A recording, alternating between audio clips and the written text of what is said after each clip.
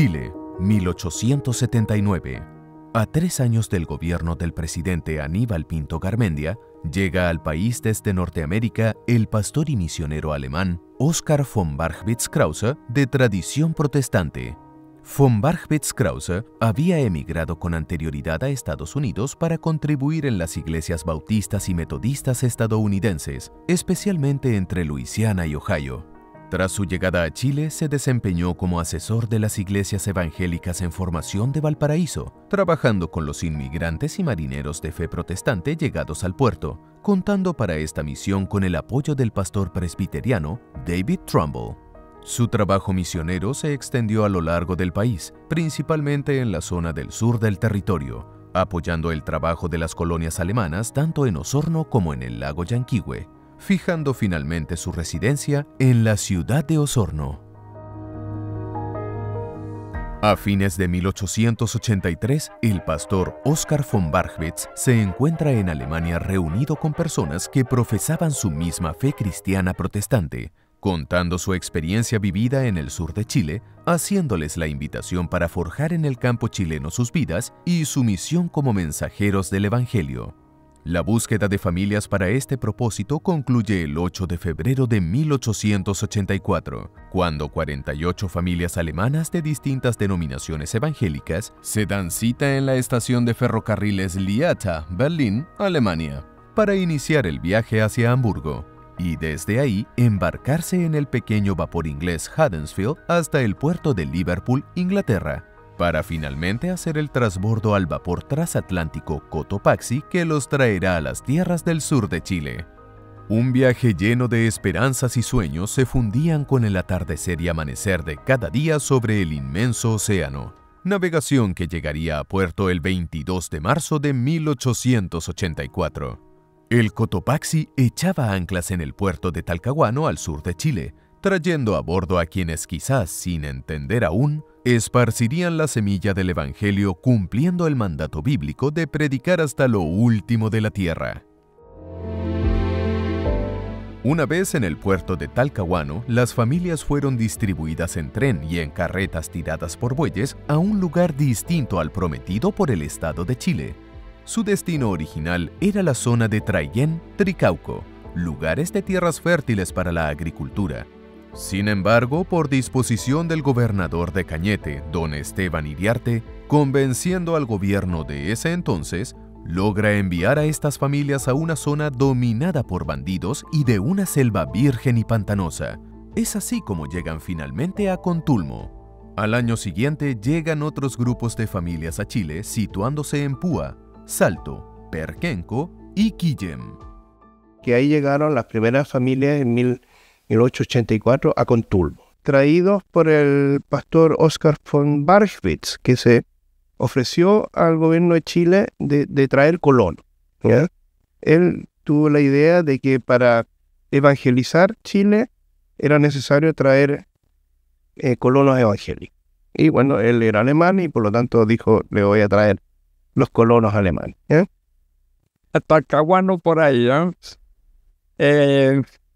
Y de ahí en carreta hasta Quillem, de Lautaro un poco al norte.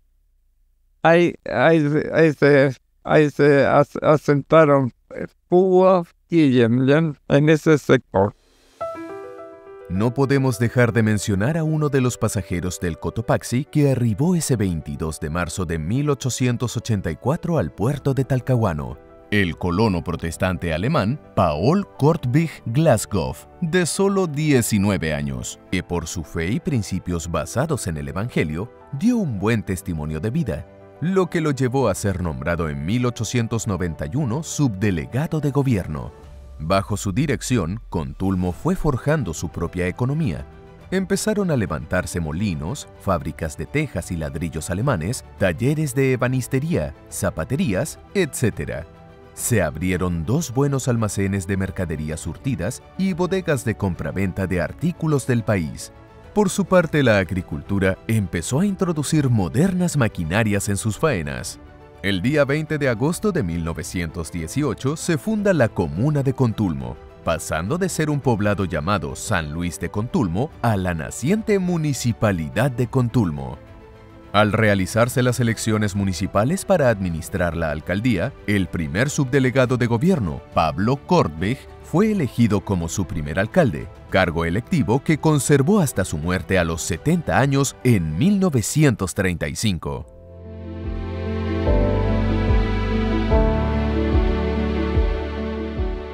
El trabajo y la comunión como familia de la fe dan sus frutos, y a solo 8 años de haber llegado a Contulmo, es decir, el día 22 de noviembre de 1892, se funda la iglesia.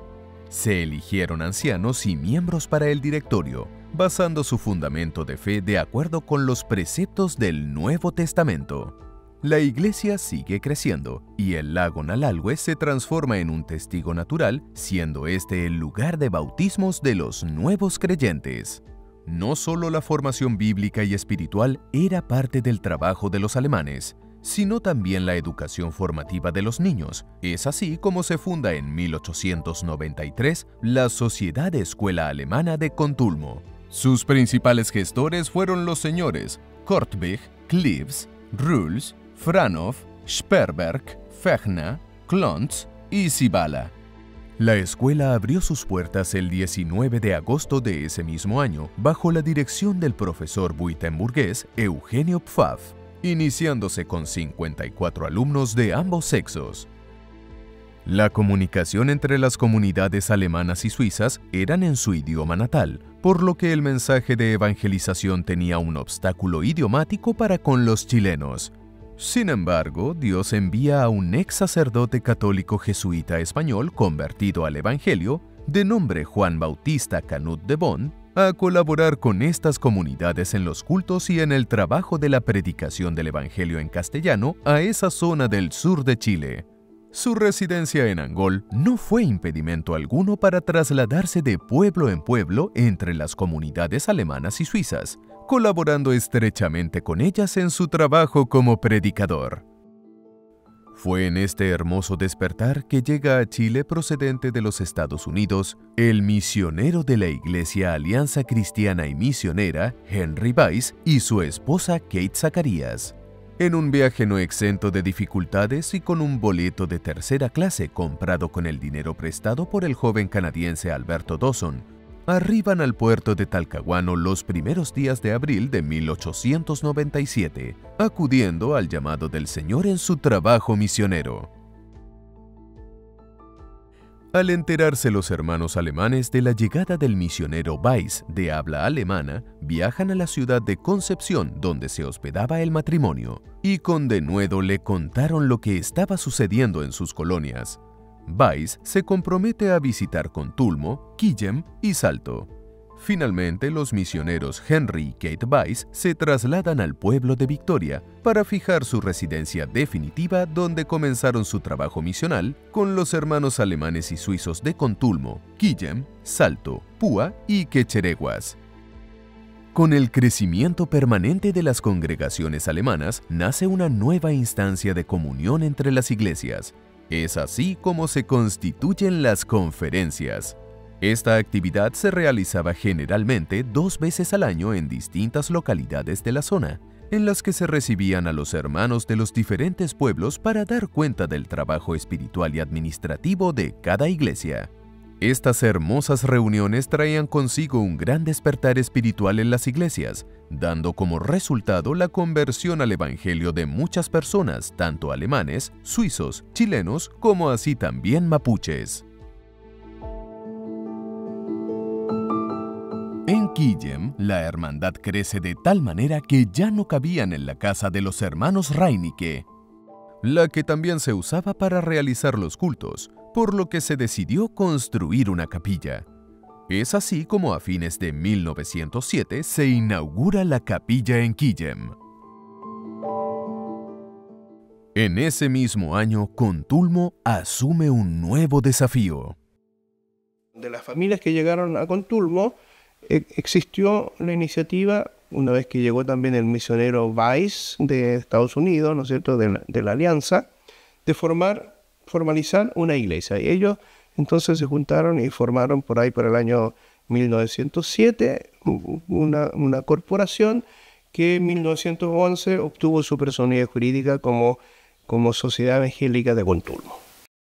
Después de varios trámites que comenzaron en 1907 con sus respectivas correcciones, finalmente y de acuerdo con los escritos legales, el 22 de abril de 1911 se le concede la personalidad jurídica según decreto 1316 a la Sociedad Evangélica de Contulmo, aprobando sus estatutos que constan en escritura pública ante el notario de Cañete.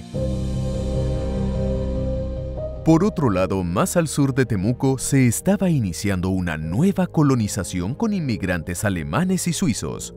Es así como el 5 de septiembre de 1905 llegan desde la isla de Chiloé varias de estas familias a la zona ubicada entre los ríos Tolten y Quinque, a sectores como Comuy y Faja de Hijuelas, la que posteriormente se llamó Faja Maizan en honor a Max Maizan, uno de los primeros colonos que llegó a ese lugar. Comuy en aquel entonces contaba con un aserradero, un molino chancador, un edificio de administración y algunas mediaguas destinadas a la recepción de inmigrantes. El traslado desde la estación de trenes de Pitrufquén a Comuy no fue fácil. Los 35 kilómetros de distancia se hicieron sentir, como así también su transitoria estadía en ese lugar. Y por cierto, la recepción por parte de la Sociedad Ganadera e Industrial de Valdivia, quienes habían solicitado su presencia para colonizar esa zona. Los primeros colonos lo tenían más difícil aún.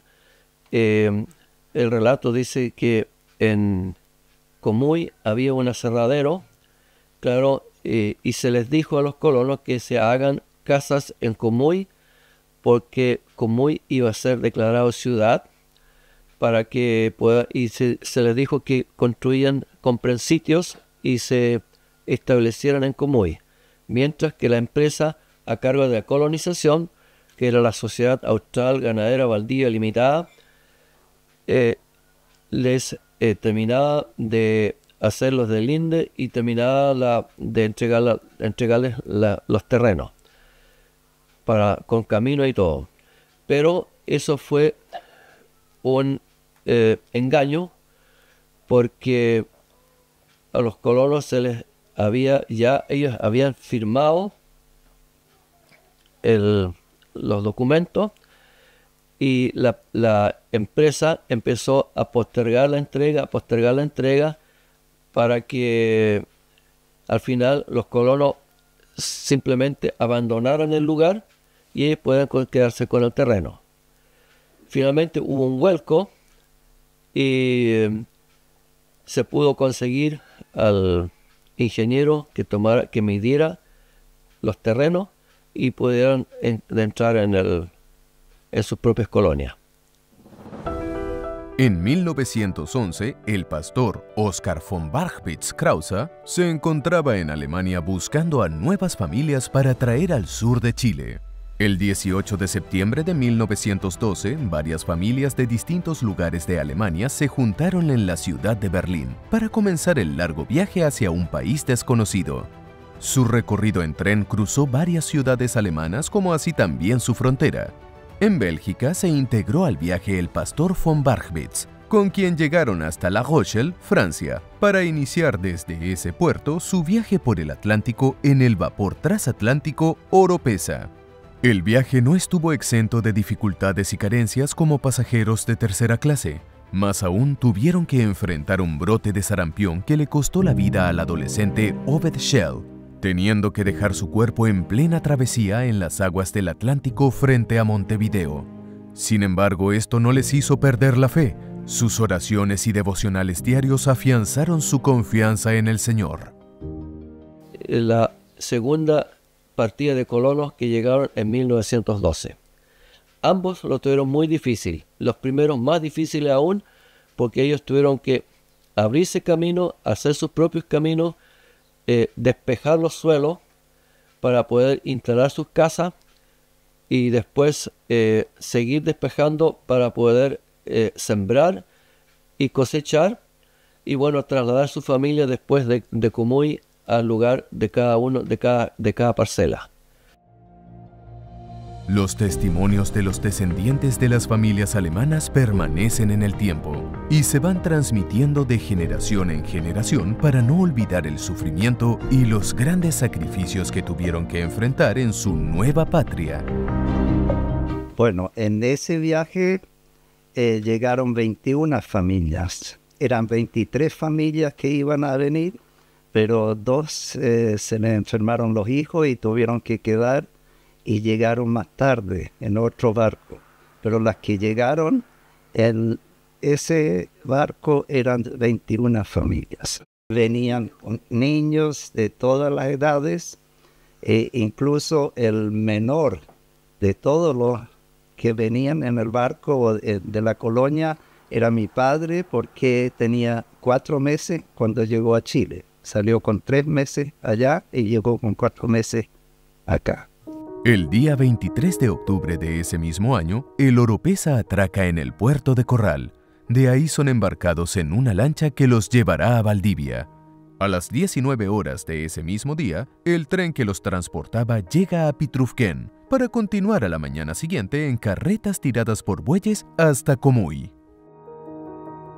El Estado chileno les designó 60 hectáreas a cada familia. Les entregó madera para construir un pequeño rancho, una yunta de bueyes, una vaca, un eje para construir una carreta, una cadena y un hacha.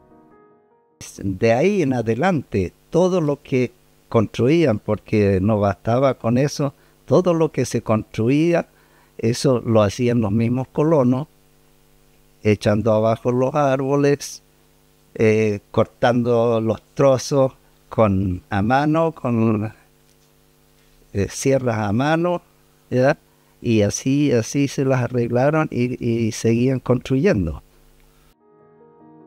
El trabajo para establecerse en los lugares asignados por el Estado no fue fácil.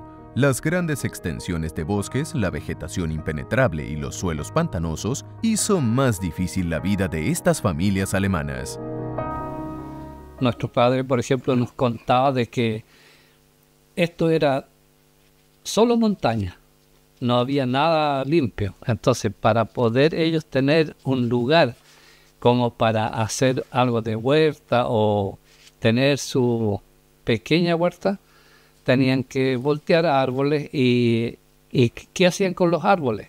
Hacían grandes, digamos, piscinas, y con los bueyes entraban los troncos, los trozos, y ahí adentro los quemaban. Así hacían terrenos limpios para poder empezar con algo. Para ir a buscar, por ejemplo, harina a Pitrufquén, a pie, con un quintal de harina. En aquel entonces no existía eso de los 25 kilos que hay ahora. Al hombro, así llegaba mi abuelo materno, con un quintal de harina de este Pitrufquén acá. Las actividades agrícolas estaban a cargo de los padres e hijos mayores, y por cierto, en alguna medida estos conocimientos eran traspasados a sus pequeños hijos. Sin embargo, se requería de una educación formativa para los pequeños. Es así como en 1910 se funda el Colegio Alemán Weffel, en Fajamaizán, y 2 años después, en 1912, con la llegada de las otras familias alemanas suizas, se inaugura el colegio. El colegio fue una necesidad de la cual ellos estuvieron conscientes.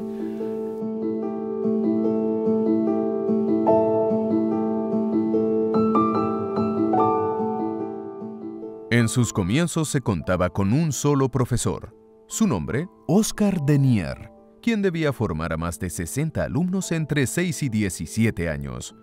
Tarea no fácil, ya que debía instruir a sus alumnos de acuerdo con sus edades. El profesor, para llegar al colegio, debía sacarse los zapatos y arremangarse los pantalones para poder cruzar por los pantanos. Una vez terminada su jornada de maestro, regresaba a su parcela para continuar con sus labores del campo, ya que los ingresos eran escasos. Nosotros íbamos, cuando no hacía tanto frío, a pata pelada, y si hacía frío, con suecos, porque zapatos no teníamos. Los hermosos paisajes de Fachamaisen evocan la tierra natal de las familias alemanas y suizas. Es así como, dejando de lado sus distintas denominaciones cristianas evangélicas de las que provenían, se unen en un solo espíritu, una sola fe para alabar a Dios y llenarse de su fortaleza. Para hacer iglesia en aquel entonces fue difícil porque no había camino, no había templo, no había nada. De regreso a los Estados Unidos, el pastor von Bargwitz encomienda al misionero Weiss el liderazgo de los hermanos de Comuy Fachamaisen, quien con su experiencia como unificador termina por organizar la iglesia. Es así como el 1 de enero de 1914, en el edificio de la entonces Escuela Misionera de Comuy, se funda la Iglesia Misionera Alemana de Comuy. Hubo mucha relación con la Alianza Cristiana y Misionera, que también en esos años estaba abriendo obra aquí en Chile, desde Estados Unidos. Debido al peregrinar de un lado para otro en función del culto, se llega al convencimiento de tener un lugar definitivo para albergar a la iglesia. Es así como en enero de 1921 se plantea este proyecto. La situación económica de esos años no era la mejor, por lo que el proyecto de construcción del templo se retoma en el otoño de 1924 con la ayuda de la misión alemana en Chile solicitada por Wilfried Diener. Es así como se logra terminar el templo de Comuy Fachamaisen, siendo inaugurado en 1927. Un hecho importante de la iglesia de Comuy Fachamaisen se suscita en el año 1923, en la conferencia realizada en la casa del hermano Jakob Pfeiffer, donde se tomó la decisión de anexar la Iglesia Misionera Alemana a la Alianza Cristiana y Misionera. Esta unión se prolongó hasta el año 1929, donde finalmente la iglesia pasa a pertenecer administrativamente a la Deutscher Missionsbund Chile, hoy Sociedad Evangélica de Chile. Wilfried Diener llegó a Chile desde Suiza siendo muy pequeño junto a su familia. Cuando falleció su madre, su tía y su hermano pequeño, su padre lo internó en el orfanato La Providencia de Traiguén. En su adolescencia conoció al misionero Henry Weiss, quien lo motivó a seguir los caminos del Señor. Luego varias de esa familia migraron al centro y a Temuco, y se agregaron los hermanos que llegaron entre 1905 y 1912 en Fachamaisen, también de origen alemán. Y ahí, en paralelo, también ya estaba creciendo la Iglesia Alianza, y ahí el hermano Wilfried Diener, en algún momento la gente, los hermanos de la SECH, pensaron anexarse a la Alianza, porque la Alianza ya había agarrado mucho más vuelo porque era en español, y esto se mantenía todavía en alemán. Y ahí el hermano Diener, en el año 29, donde ya se había producido el trabajo conjunto con Fachamaisen, con los del centro, con los de Contulmo, dijo, no, ustedes son distintos a la alianza, ustedes tienen que mantenerse independientes, ¿ya? Entonces el año 29 de alguna forma hubo un hito de consolidar la Sociedad Evangélica de Chile, y luego que era, digamos, todavía con el nombre legal de la Sociedad Evangélica de Contulmo, que en el año 45 se cambió a Sociedad Evangélica de Chile. Con la asistencia de 42 hermanos se inició esta sesión con la finalidad de levantar el acta de liberación con motivo de la fundación de la Deutsche Missionsbund Chile, quedando formado su primer directorio por Franz Schubert, Hermann Lichtenberg, Pastor Wilfried Diener, Ernst Thiele, August Roloff, Jakob Pfeiffer, Lina Marti de Diener, misionera Nettie Mayer, Lina Schäfer y Guillermo Lichtenberg. El trabajo abnegado de Wilfried Diener en la Deutsche Missionsbund für Chile, con el paso de los años, fue desgastando su salud. Ya no contaba con las fuerzas para visitar las distintas iglesias de la comunidad. La iglesia, al verlo en ese estado, oró al Señor para ser guiados y tomar una decisión que favoreciera su salud y la continuidad en su reemplazo en el liderazgo de la iglesia. Es así como el 1 de mayo de 1938 llega a Chile el pastor Heinrich Radke Thon, quien fijará su residencia en la ciudad de Temuco. Bueno, papá nació en el límite de Polonia con Rusia, en un campo de la orilla de un río que se llama, o sea, yo lo pronuncio así, Miklanovich. No sé si está bien pronunciado o no. Y después el abuelo murió cuando tenían 7 años. Y de ahí la abuela pescó sus 7 hijos y hijas y se fueron hacia Alemania. Y ahí se desparramaron entre la parientela. Y ahí el papá se educó donde una tía y después entró al seminario de Crillona en Suiza. ¿Ya? Y de ahí se fue a Etiopía. ¿No? En Etiopía tuvo 3 años. Y de ahí volvió a Suiza, estuvo como 6 meses y de ahí le salió el año 38 la venida a Chile. El trabajo del pastor Radke se centra en atender las diferentes iglesias de Deutscher Missionsbund sin escatimar esfuerzos, como así también establecer relaciones ministeriales con las otras organizaciones cristianas evangélicas de la zona.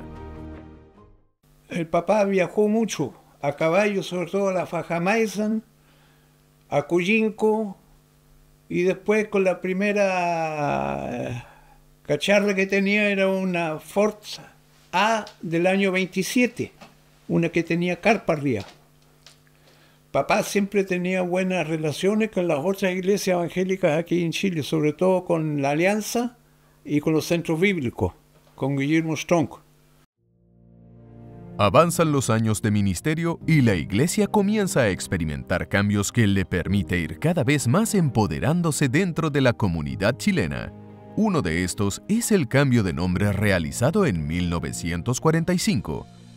De llamarse Deutscher Missionsbund Chile, pasa a llamarse Sociedad Evangélica de Chile, cambiando a su vez su sede central desde Contulmo a la ciudad de Temuco. Junto con el crecimiento de las iglesias, las familias también crecen. Los hijos de los colonos comienzan sus estudios y para ello tienen que trasladarse desde los diferentes poblados a la ciudad de Temuco. Una de las cosas que les importaba a los colonos alemanes es mantener el idioma y educar a sus hijos. Y por lo tanto, en las ciudades más grandes se instalaron colegios alemanes, a veces también en zonas rurales como en Fajamaisan. Y eso significó, bueno, la mayoría de los colonos obviamente eran agricultores, tenían su familia en el campo, y cuando correspondía traer a sus hijos al colegio, tenían que de alguna forma migrar a la ciudad, ¿ya? Porque obviamente en aquella época, estamos hablando de los años 1940, no estaban las carreteras, no estaban las condiciones para poder movilizarse tan rápidamente. Y allí entonces, por ahí por el año 1945, ya existía la Iglesia Sociedad Evangélica de Chile acá en Temuco, ya estaba el pastor Radke y los hermanos, principalmente agricultores, entonces decidieron comprar esta casona para instalarla como hogar para los niños. Entonces lo normal era que los niños durante la semana estaban acá para ir al colegio alemán o al colegio bautista, que están relativamente cerca, y luego los fines de semana se volvían a sus casas. Entonces el fin principal de esta casa fue justamente, y se habilitó para eso, de hogar de niños. Aquí arriba estaban los dormitorios de los varones, al lado allá el dormitorio de las damas, y este lugar aquí mismo fue inicialmente el templo. Muchos niños pasaron por el hogar y los recuerdos de aquella estadía aún están en la memoria de quienes lo vivieron en su infancia.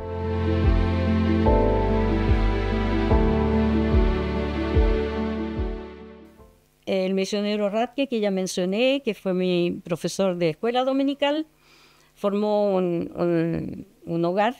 Nosotros decíamos hogar porque era una casa grande. Todos los hijos de colonos que no tenían dónde estar podían alojarse ahí.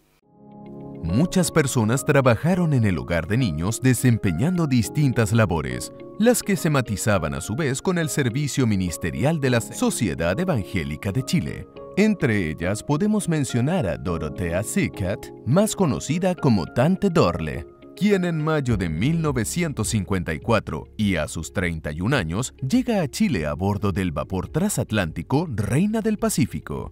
Su labor como misionera la desempeñó con una entrega total al servicio del Señor hasta sus 91 años, edad en la que fue llamada a la presencia del Señor. Entre los testimonios que podemos conocer en vida está la de Tante Ruth Roth, procedente de una familia de campesinos de Unterheimbach, en Alemania. Ya, mi nombre es Ruth Roth Seiler. Nací el 4 de octubre en 1936. La 8 hija de mi familia.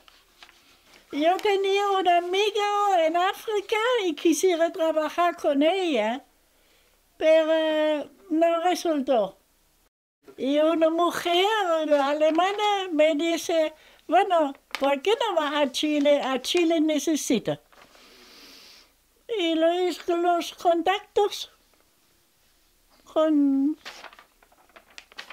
el uno, con el otro, y al día me recibieron. Con ellas para me enseñar un poco qué tengo que hacer con los jóvenes. Ya, yo era para todo, para la comida, para la atención. Me subieron arriba, me subieron de la ventana en la noche, así, no te hace nada. Así era la joven. Yo creo que hoy día sería peor. La casona de Avenida Alemania funcionó por muchos años como hogar de niños y posteriormente como hogar para los jóvenes universitarios, quienes venían de los alrededores y de otras ciudades a estudiar a Temuco. Bueno, como responsable inicialmente estuvo el matrimonio Bodenhöfer. Ellos llegaron como misioneros de Alemania.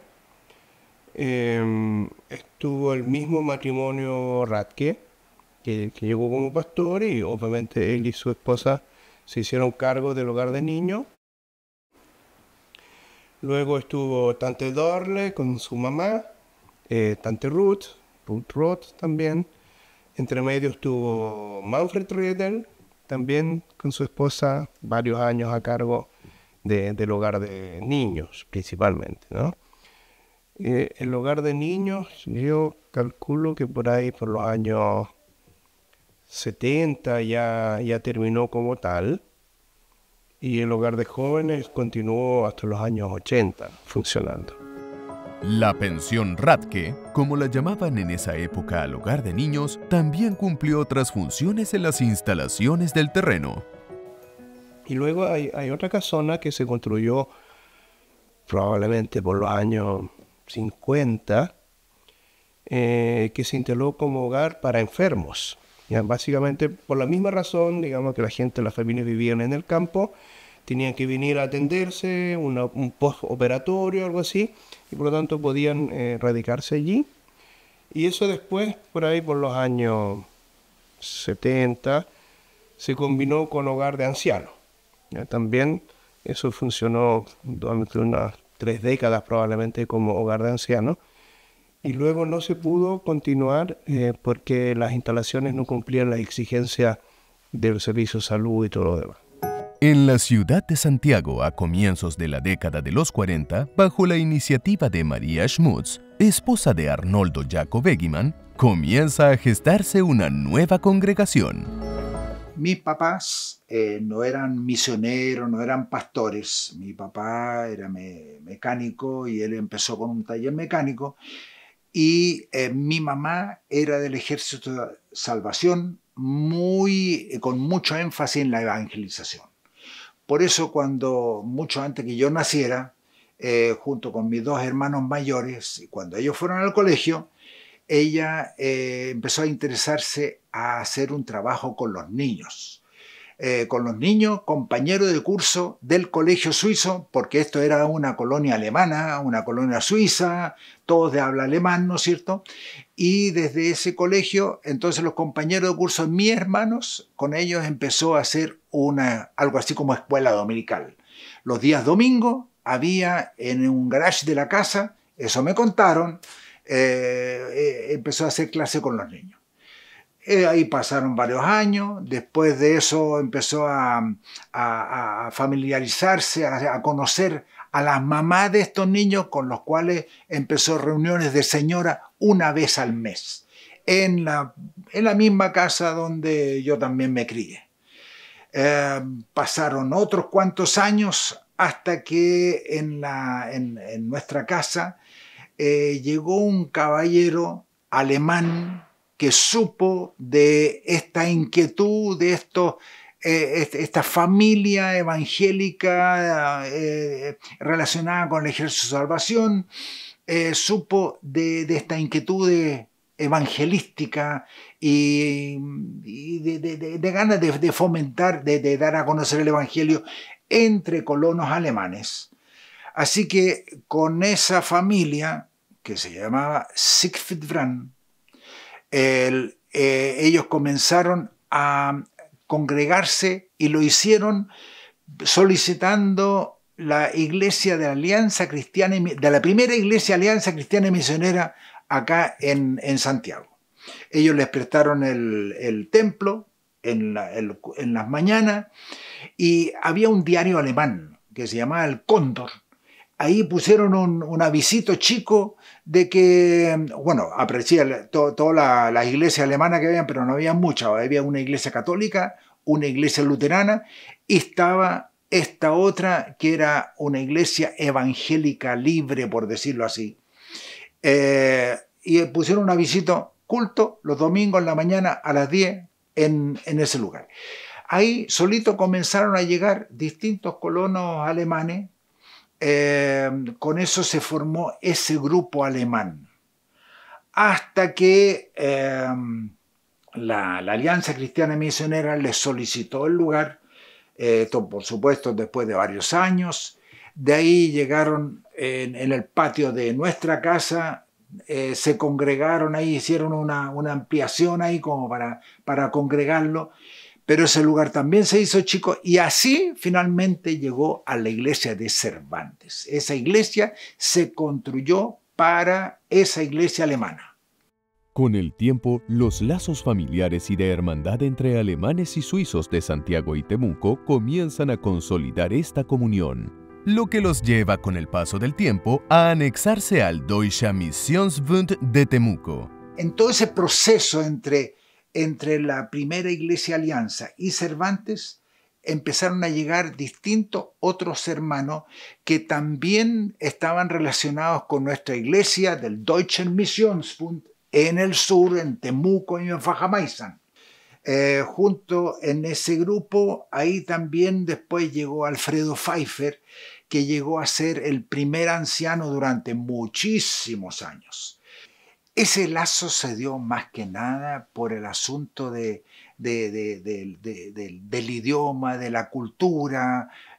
Fue más bien un asunto de colonos. No fue un asunto formal, sino que fue un asunto muy familiar. Entonces, recuerda que ahí también empezaban los campamentos. De Santiago íbamos a los campamentos una vez al año. Y yo diría que la formalidad se dio bastantes años más tarde, pero más que nada era por un lazo familiar.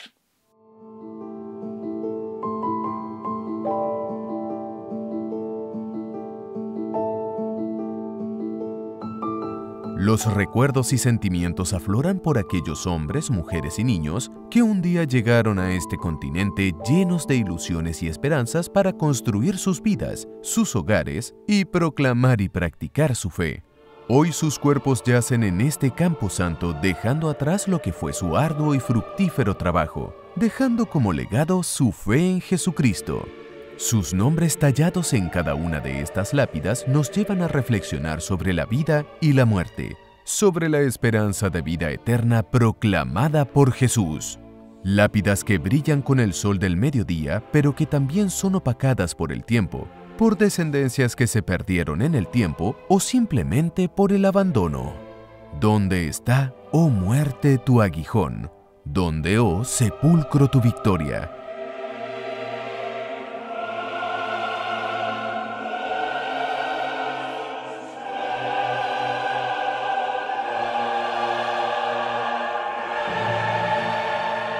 Nuestro homenaje póstumo a estos forjadores de la fe y a cada uno de quienes con el tiempo fueron sumándose a la Iglesia del Señor, dejando una huella indeleble en tantos lugares de nuestro país, abrazando la cruz de Cristo y dejando como legado lo más extraordinario que el hombre puede conocer en esta vida: el Evangelio de nuestro Señor Jesucristo. Legado que se debe seguir compartiendo con las actuales generaciones hasta nuestra partida o hasta su gloriosa venida.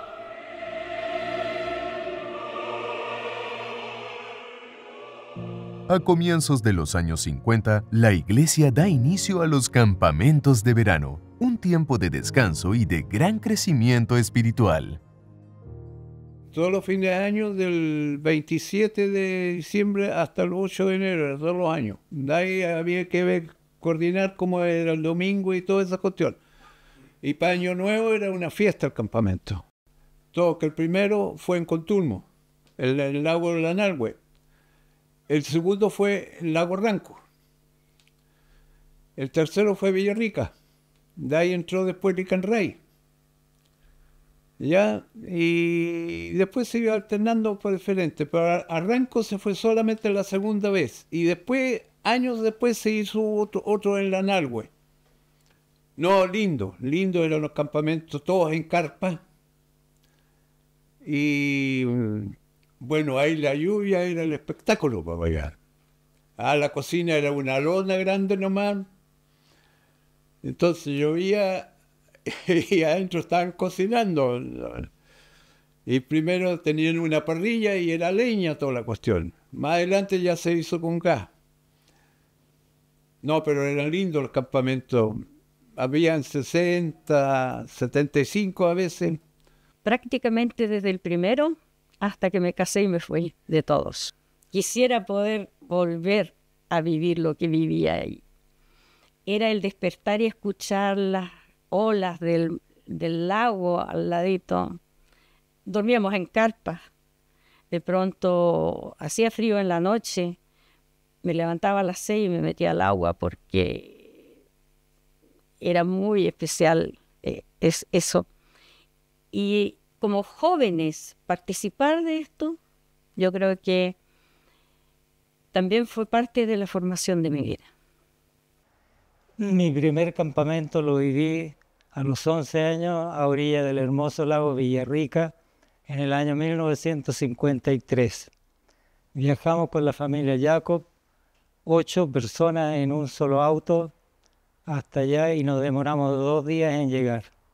¿Por qué? Porque la carretera panamericana llegaba solamente hasta Talca y aún faltaban muchos puentes por construir. Había que cruzar varios ríos en balsa.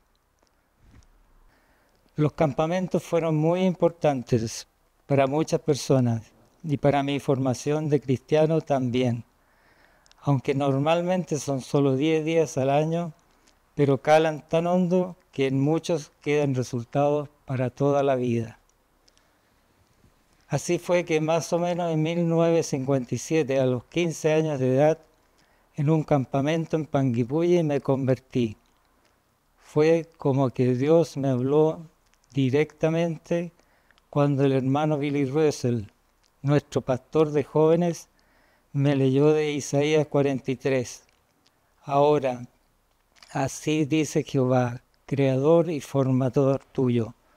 No temas, porque yo te redimí, te puse nombre, mío eres tú. Esto se me grabó profundamente hasta el día de hoy. Al pastor Billy Russell le guardo un profundo cariño y gratitud. Él fue muy importante para mí en los primeros años de cristiano, me guió con mucha sabiduría. lindos recuerdos, porque nosotros trabajábamos entre comillas ya, porque armábamos los campamentos, los jóvenes exclusivamente, y desde luego un pastor que nos guiaba. También, y en camión, todo arriba, sobre un camión ya, de lo que cabían, y por lo menos 30, 40 jóvenes, ¿ya? sobre un camión. Al principio manejaba mi hermano, después era yo también el chofer en eso. La década de los 60 se presenta con un crecimiento importante en la misión evangelizadora de las nuevas generaciones de alemanes suizos en la región del Biobío y de la Araucanía. Es así como la predicación del Evangelio se masifica en Fajamaizán y sus alrededores con las campañas evangelísticas donde se levantaba una carpa para realizar los cultos. Un altoparlante se instalaba en la rudimentaria carpa por donde se emitían himnos cristianos en mapudungún, como así también en un telón se proyectaban películas alusivas al Evangelio. El mensaje también llegó a las comunidades mapuches, impactando de una manera transversal a niños, jóvenes y adultos de esta comunidad, quienes a su vez fueron protagonistas de los bautismos. Yo me sentía bien porque hablaban de Dios, del Señor Jesucristo, y yo le agarré mucho interés a esas reuniones cristianas. Entonces yo empecé a crecer de 12, 13, 14 y como de 18 años me convertí. Y en esos tiempos cuando yo me convertí se levantó varias carpas cristianas aquí. Ese hermano alemán Schubert que le digo tenía una hijuela que al fin él permitió varias veces, como 5 o 6 veces, que se instalara la carpa. Entonces toda esta comunidad iban allá, a la carpa a escuchar el mensaje. Es que había una misionera antes, la señorita Gertrudis Langer. Ella visitaba todos los hogares de la comunidad mapuche. Y ella invitaba a los niños, hacía clase dominical. Adolf Langer, padre de Gertrud Langer, aceptó al Señor en su vida cuando llegaron los primeros colonos a la zona de la Araucanía en 1912, y desde entonces su trabajo espiritual y social se centró en el pueblo mapuche. Este hermoso trabajo lo continuó su hija, la misionera Gertrud Langer. Bueno, Gertrudis Langer, yo la conocí ya como una mujer ya casi adulta mayor. Para mí siempre fue la misionera referente de Fajamaizán y de todos los sectores aledaños. Ella nació y se crió allá en Fajamaizán, nunca se casó, hizo estudios bíblicos en el Instituto Teológico de la Alianza Cristiana Misionera de Temuco. Nos apoyó, ella siempre tuvo la idea de que hacía falta un trabajo de salud en ese sector, en ese sentido nos apoyó.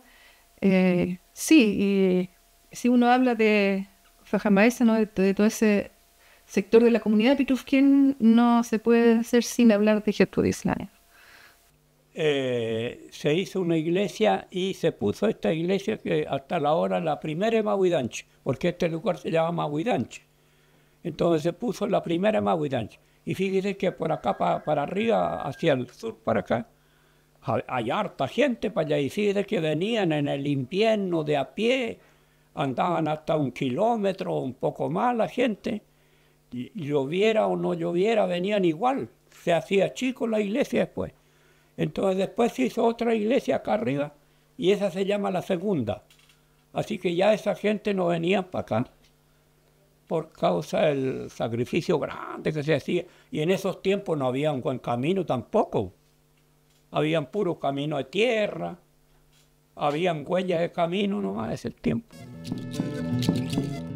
La conversión al Evangelio de Renato Curifil le permitió dentro de su comunidad mapuche ganarse el respeto y la confianza entre sus pares. Esto a su vez lo llevó dentro de la iglesia a ocupar una gran responsabilidad como anciano de la congregación. Yo cuando me convertí y después me bauticé, después hacíamos reuniones, entonces a mí me pusieron como anciano de la iglesia. Entonces de ahí yo comencé a ser el anciano, yo hacía las reuniones, leíamos la Biblia y siempre yo como anciano visitaba los hogares aquí de esta comunidad. Cuando había un enfermo me iban a decir, hermano Renato, usted como anciano quiero que vaya a orar a mi enfermo, tengo mi esposa enferma, o otro decían, yo tengo mi hija o mi hijo enfermo, quiero que vaya a hacer oración. Yo iba, en vez en la noche, tuviera como tuviera la noche, yo iba igual a hacer oración. Le leía la Biblia, le explicaba y ahí hacíamos oración. Entonces, así fue mi responsabilidad. Y hasta ahora soy el anciano en la iglesia de la iglesia primera. El trabajo de evangelización en las comunidades mapuches también estuvo a cargo del misionero George Dainiga. Su carácter humilde y sencillo y el dominio del mapudungún le permitió llegar con mucha facilidad al pueblo mapuche. También debemos mencionar a Pedro Ancán, quien se convirtió al evangelio en una de las campañas evangelísticas realizadas por Adalbert Schubert y Adolfo Langer. Su compromiso con su nueva fe lo llevó a estudiar en el Instituto Bíblico de Temuco. Una vez egresado y recibido como pastor, se incorporó a la misión de la Sociedad Evangélica de Chile.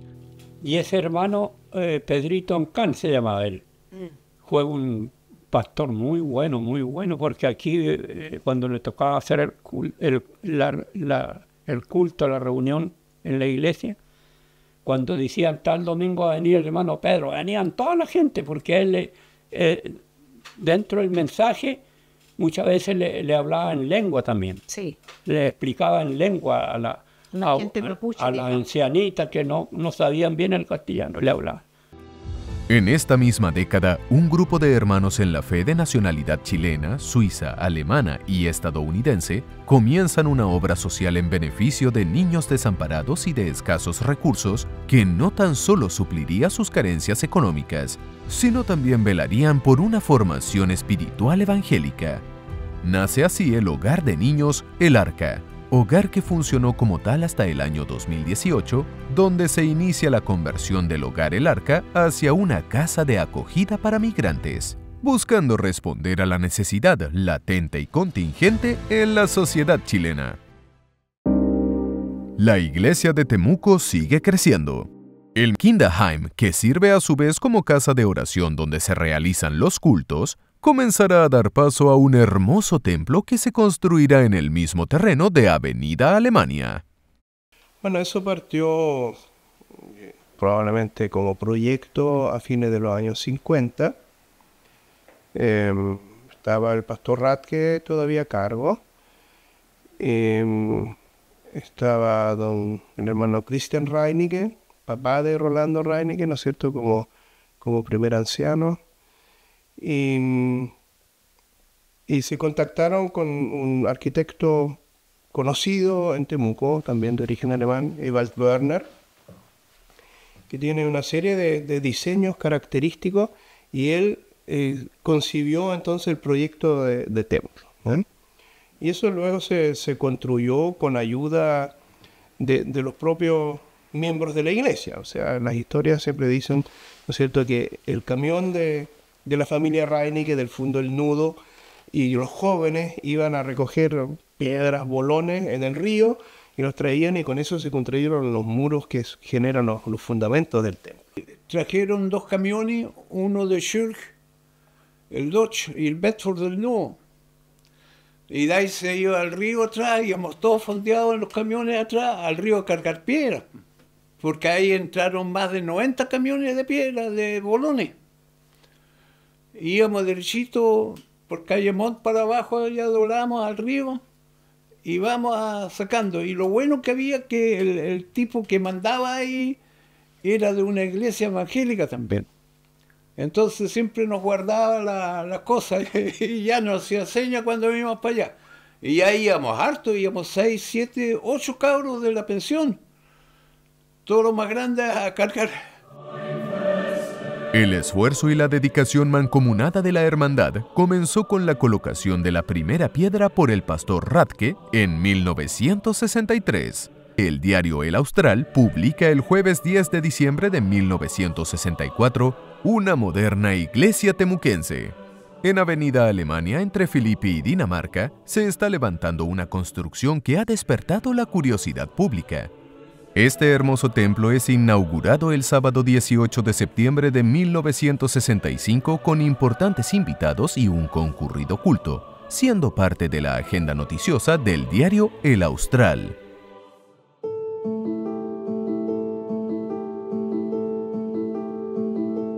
En Santiago, el 11 de abril de 1965 se celebró la colocación de la primera piedra de lo que sería el futuro templo ubicado en la calle Cervantes, número 3230, de la comuna de Ñuñoa, y que posteriormente se inauguró el día 30 de julio de 1967.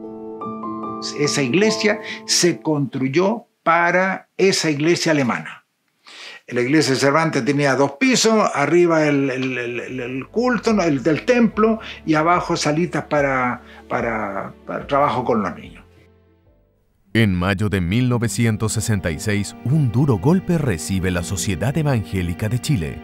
Desde la ciudad de Temuco se informa el fallecimiento del pastor Heinrich Radketon en un accidente automovilístico. Su muerte causó mucha conmoción en su familia y en toda la ciudad de Temuco, como así también en cada iglesia de la Sociedad Evangélica de Chile. Claro, a mí me pilló, yo estaba en la U, estábamos en el laboratorio y me llega un conocido, el Eric Olmos, a avisarme que el papá chocó y falleció. Bueno, Dios lo quiso, hay que aceptarlo. El lunes 9 de mayo se realizaron sus exequias y de acuerdo con lo publicado por el diario Austral se informó lo siguiente. A las 15 horas se dio comienzo a un solemne servicio fúnebre en el templo de Avenida Alemania, local que se encontraba repleto de miembros de la iglesia, representantes de todas las congregaciones de Temuco, pastores, misioneros y amigos personales del extinto. El servicio fue dirigido por Kurt Redel en idioma alemán. Posteriormente se le dio la oportunidad al representante de la Iglesia Alemana de Santiago, Alfredo Pfeiffer, quien entregó un mensaje dirigido también en alemán. El pastor Wilfried Diener presentó sus condolencias a la familia Radke Ulrich, haciendo mención del trabajo realizado por el pastor Radke. Finalmente, Christian Reinicke puso término a esa parte del servicio. Junto a la plantación de iglesias también se levanta una escuela rural en la localidad de Maguidanche, comuna de Pitrufquén, como iniciativa de Rodolfo Rilling Stoa, más conocido como Rudy, quien se dedicó por entero y durante toda su vida a la evangelización de esa zona. En el año 1962 comenzó a funcionar el colegio e iglesia al mismo tiempo, y eso causó un tremendo impacto en toda la zona. Porque si hay algo que es importante es sembrar el Evangelio en los corazones de los niños. ¿Qué motiva a Rudy a fundar el colegio Reserva Rhein en una localidad apartada de la ciudad? El año 1961 se construyó este templo y cuando se comenzó la obra, porque la idea es una idea misionera de entregarle, mostrarle a la gente, llevarles el Evangelio.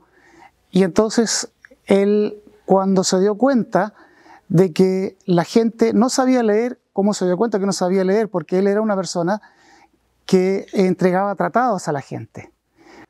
Entonces dijo, bueno, ¿cómo van a leer la Biblia, que es lo fundamental, si no saben leer?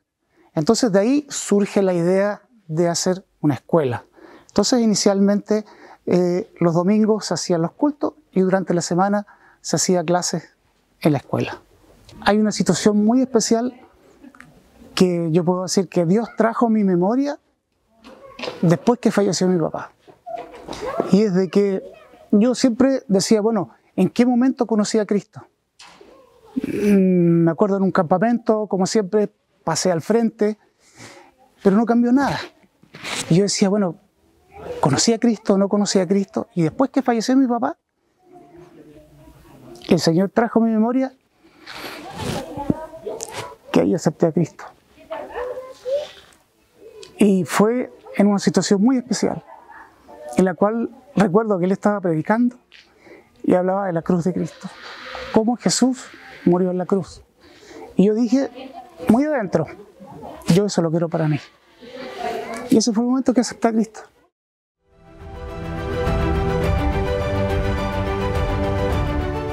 A comienzos de la década de los 70, la Sociedad Evangélica de Chile sigue su crecimiento. Sin embargo, hay un acontecimiento político externo a la Iglesia que comienza a mermar la membresía alemana de la capital. Cuando salió Salvador Allende, muchos alemanes entraron en pánico.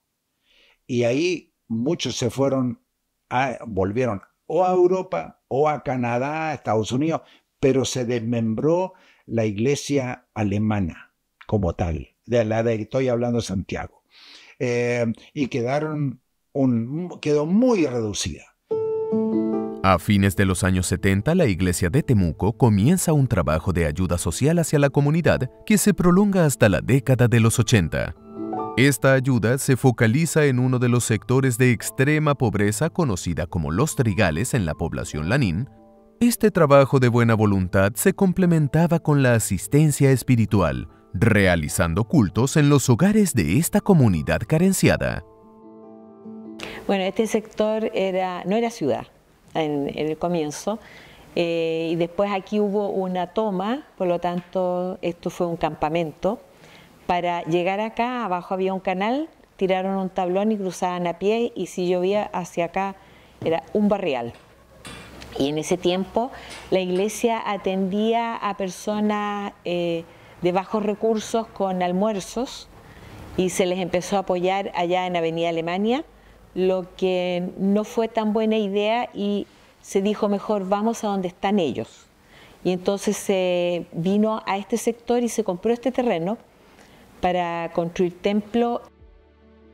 A los pocos años de esta permanente ayuda social y espiritual en este sector de Temuco, se construye el templo que lleva por nombre Iglesia Vista Hermosa, emplazada en la propiedad ubicada en calle Hochstetter, número 0660. En esta misma década, los descendientes de los primeros alemanes y suizos ya llevan varias generaciones en territorio chileno. Su idiosincrasia dio paso a las costumbres y cultura de nuestro país. Su idioma de origen comienza a ser reemplazado en los cultos por el idioma español. Es así como en 1982 los cultos comienzan íntegramente en el idioma español, y el icónico versículo del libro de Job, capítulo 19, verso 25, instalado en el muro principal del templo que decía Ich weiß, dass mein Erlöser lebt, es cambiado por Yo sé que mi Redentor vive. Creció la iglesia y ya todos los hijos habían matrimonio que él sabía español y alemán. Entonces al final eran más los españoles que venían. Y papá en eso iba mucha gente al colegio bautista, a La Salle, al liceo algunos, pero la mayoría iba al colegio alemán. La Iglesia de Santiago en 1976 ya había comenzado a vivir el proceso de cambio de idioma en sus cultos. Pero ahí también se descubrió de la necesidad de decir, oiga, lo alemán aquí está en franca declinación, tenemos que hacer algo para retener a nuestros hijos, que están hablando cada vez más, están cada vez más relacionados con los chilenos, ¿no es cierto? Así que ahí empezó este inicio del trabajo con los chilenos. Este proceso de cambio del idioma alemán al español fue tomando fuerza, sumado también por otros factores propios de la convivencia diaria de la Iglesia y de la contingencia espiritual que experimentaban otras congregaciones. El culto en alemán era algo muy formal, ¿no es cierto? Los cantos de himno, empezaron a aparecer los coritos, y después en el grupo chileno en realidad la cosa empezó por el lado del fútbol, por el lado de tratar de captar gente. Y esa gente la captamos y mira, era un grupo casero que empezó a crecer. Y cuando ya empezaron los cultos, en realidad había un culto, yo diría que bastante formal, y aquí también entró el pastor Manuel Gatica, que venía de un trasfondo aliancista, por lo tanto no había mucha diferencia ahí entre un culto alemán y un culto en castellano, porque era bastante litúrgico. Eso sí, cuando fue una época en que hubo un mover fuerte entre los jóvenes y también debo decirlo, de la Iglesia Carismática Católica, que empezó a cantar todos estos cantos muy livianitos, estos coritos, y nosotros también empezamos a captar esos coros, empezamos a ver qué es lo que pasaba en la iglesia pentecostal con toda esta enormidad de canciones cortitas llamadas coritos. Y desde luego ahí empezaron a aparecer la guitarra, ya el armonio queda a un lado, y nuestros cultos en realidad era algo bien ameno, ¿eh? El cuerpo de ancianos era uno solo, tanto para la iglesia alemana como para la chilena.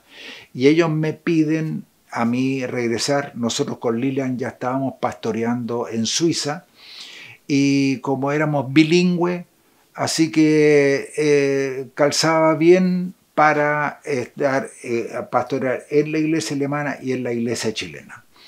Y desde luego ahí, muy pronto, la iglesia se nos fue quedando chica. Y buscamos por todo el barrio cómo extendernos. Queríamos comprar la casa al lado de Cervantes, eso no fue posible. Pero nosotros con unas ganas de salir de ahí, de crecer.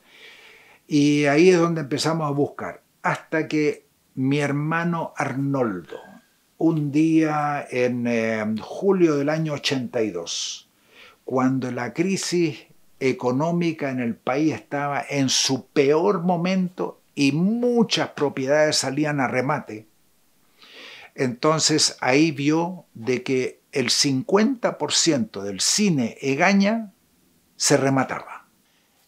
No hubo otro postulante para ese 50%, y llegó a ser nuestra esa parte del 50%. Finalmente al año y medio el otro dueño accedió a vender su parte por el doble que nosotros pagamos, nosotros, o sea, 2,5 millones. Él pidió 5 por su parte, pero ya era nuestro 100%.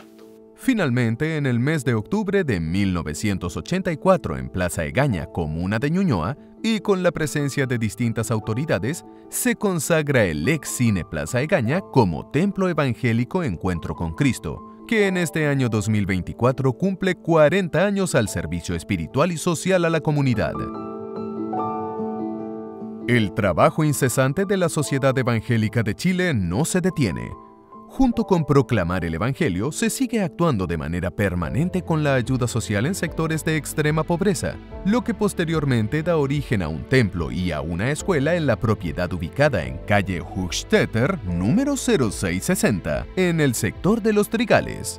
Vino a este sector y se compró este terreno para construir templo, y nació la idea de hacer eventualmente una guardería para ayudarle a la gente que pudiera salir a trabajar. Y en esa conversación nació la idea que por qué no al tiro una escuela, porque acá no había escuela, y siempre lo que nos queda de nuestros ancestros colonos es que la educación siempre fue un tema muy importante. Los niños de ese sector fueron beneficiados con este proyecto educativo, y aun siendo su comienzo muy sencillo, esto no impidió que muchos estudiantes llegaran a esta escuela. Así que yo diría que los inicios fueron bastante simples. Había mucho niño acá y tampoco era tan exigente cuántos niños en una sala y cómo se hacía. Eran cursos combinados originalmente, tengo entendido acá, y con jornada parcial solamente.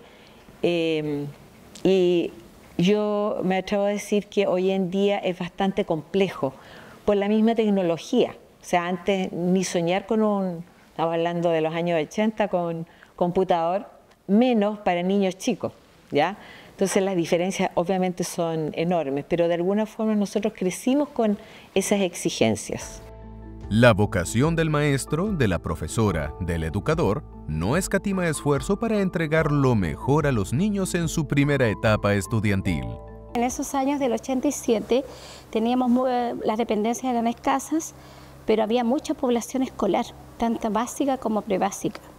Pero como no habían a lo mejor los recursos necesarios, esta iglesia se tuvo que dividir para hacer salas de clase, ¿ya? Hasta el año 87 al 90 hubo mucha población alrededor nuestro, pero en el 90 hubo una redecación, le dieron casa en otro sector, en otra comuna, para darle las casas y se llevaron a la mayoría de los niños. Pero eso volvió en una semana, se volvieron los niños acá porque no se hallaban. Los años transcurren trayendo consigo los cambios propios del tiempo presente. Bueno, la SECH comenzó este trabajo, efectivamente. Pero con el cambio de ley ya no le estaba permitido a la iglesia ser representante legal para la escuela o sostenedor para la escuela, porque la ley pedía que el fin único fuera educación. Entonces, en primera instancia se había incluso pensado en cerrar las escuelas, porque hay otras alternativas. Pero vinimos, recorrimos, miramos la situación y tuvimos una reunión con exalumnos. Y ahí se nos acabaron absolutamente todos los argumentos para cerrar la escuela, porque sí estábamos teniendo un impacto en esos niños, estábamos alcanzando a esos niños no solo con amor y educación, sino también con el amor de Dios y la palabra de Dios. Y habían vidas transformadas, habían quizás algunos personajes emblemáticos que en realidad era más estar en la cárcel que fuera de ella, y que esos se convirtieran, porque escucharon originalmente el Evangelio en la escuela y después llegaran a ser hasta pastor de una iglesia, habían cambios muy profundos. Y eso nos hizo repensar en que nosotros teníamos aquí una labor y una obligación con la gente. La dedicación del maestro y su pasión sigue su camino asumiendo cual proverbio bíblico que dice: instruye el niño en su camino, y cuando fuere viejo no se apartará de él. Otro establecimiento educacional que emigra a la Corporación Educacional Sociedad Evangélica de Chile, COESECH, es la Escuela Reserva Rain de Fajamaizán de la comuna de Pitrufquén. El relato de su directora, Maritza Barrenechea Orellana, quien después de haber ejercido por un poco más de 2 años como docente, toma posteriormente la dirección del Colegio Reserva Rain, cumpliendo así 15 años en este cargo y 18 en este establecimiento. Bueno, este colegio, en el momento que yo tomé la dirección, tenía aproximadamente 34, 33 alumnos, éramos 3 personas que componíamos la planta docente del establecimiento. Al pasar los años, hubieron cambios de administraciones también, y la escuela fue creciendo tanto en número de estudiantes, en personal, llegaron nuevos profesionales cuando se implementó el PIE, y así fuimos creciendo, tanto las expectativas también académicas, es decir, nosotros nos caracterizamos por ser un colegio de muy altas expectativas, independiente en el contexto en que estamos rural. Entonces fuimos sacando buenos resultados CINCE, después fue el próximo, postulamos a la excelencia académica, la cual conservamos ya en un periodo de casi 14 años, siendo el único establecimiento de la comuna de Pitrufquén. Y ya llevamos una matrícula de cerca de 90 alumnos, trabajamos 18 personas, nos caracterizamos por tener un colegio con excelente disciplina, el área de convivencia escolar sobresale de los otros establecimientos, por lo cual nos han entregado reconocimientos del Ministerio de Educación, lo que es muy grato. Hemos recibido visitas de los jefes de Cautín Sur, de nuestro establecimiento, porque a todos ahora les llama la atención saber dónde queda este colegio Reserva Raín, que al parecer, por lo que nos han comentado, no sale ni en el mapa, pero sí ya tiene un renombre en tanto los resultados académicos de nuestros estudiantes. Sin dudas, el esfuerzo de Rodolfo Rilling y su equipo de aquella época fueron un soporte importante para mantener esta escuela y que con el paso del tiempo es asumido por la COESECH como sostenedor. Yo, primero que todo, estoy muy agradecida, ya que ellos confiaron en este establecimiento. Hubo un momento que nuestro colegio, como les mencionaba anteriormente, tenía muy baja matrícula y los resultados no eran los ideales, pero ellos confiaron en nosotros, ellos confiaron en ellos tenían una propuesta muy hermosa, muy linda en este sector y nosotros presentamos una propuesta académica que se unió con la propuesta de ellos como iglesia y tuvimos un hermoso resultado, que es el resultado que vivimos ahora, 18 años, 15 años después. Es que ellos son pilar fundamental en lo que se ha logrado ahora. Han transcurrido 35 años del primer campamento de verano realizado en el lago Lanalhue de Contulmo, tiempo suficiente para enfrentar en 1986 un importante desafío. Este reto queda en manos de Wagner Schurg y Rolando Reinicke. Su trabajo consistía en buscar un lugar para ser adquirido como campamento de verano. Recorrieron desde la laguna Avendaño, octava región hacia el sur, pasando por el lago Lanalhue de Contulmo, el Calafquén y así hasta Panguipulli. Sin embargo, no se obtuvo ningún resultado. Un intento fallido en una propiedad ubicada en el lago Caburga se desecha. Hoy se conoce como Fundo Piedra Alta. Sin embargo, en esa misma gestión fallida llega a las manos de Werner Schurg un recorte de un diario de un remate de un predio de gran extensión en la ribera del lago Caburga. Vanna invita a su esposa Inge Reinicke y a su hijo Alexander para ir a conocer ese lugar, y acompañado por Armin Reinicke, toman un bote para llegar a ese hermoso lugar llamado Nido de Águilas, a orillas del lago Caburga. Nos trajeron porque me dicen, mira, allá en Caburga se remata un sitio a la orilla de la... Fuimos allá a ese día que se anunciaba un remate.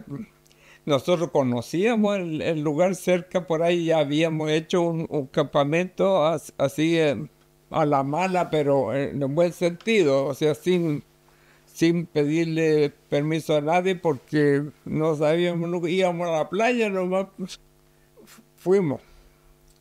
Perdón. Y parece que había 1 o 2 personas más y nadie más en el remate. Así que empezamos a levantar los dedos. Una vez mi cuñado, otra vez yo, y el valor que al que estaba llegando ya excedió de ese valor que teníamos disponible, ¿no? Así que, y así fue, gracias a Dios.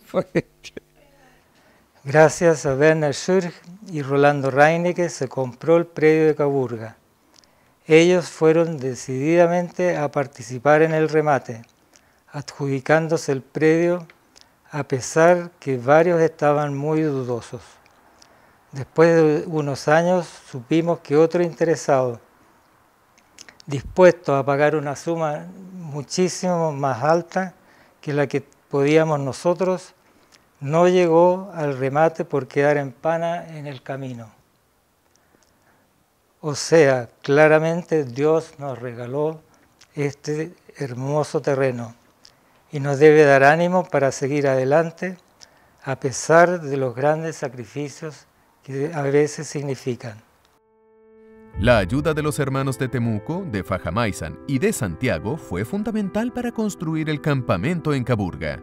Personas como Conrado Faifa, en su labor como ingeniero civil, Rolando Hott, La primera balsa que aportaron los hermanos de los lagos, Ortvind y Erwin Brandt, de Fajamaisan, Alfredo Rilling junto a los hermanos de la congregación, la ayuda significativa de Puis Albisac de Santiago y de Ítalo Camelio como arquitecto, y tantos más que se sumaron a este hermoso proyecto. La madera que provenía del Fundo El Nudo de la familia Reinicke, junto al emblemático camión que participó en los campamentos anteriores, como así también la que provenía de Ranquilco, son parte de la contribución que permitió levantar la construcción del campamento.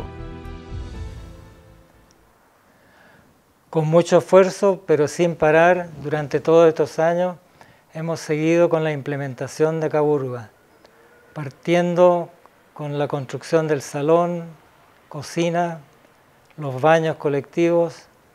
De allí se construyó la cabaña número 1, después la cabaña número 2. Entre medio pudimos construir e implementar una turbina que nos da la luz, que ha sido un cambio radical. Y finalmente la cabaña 3.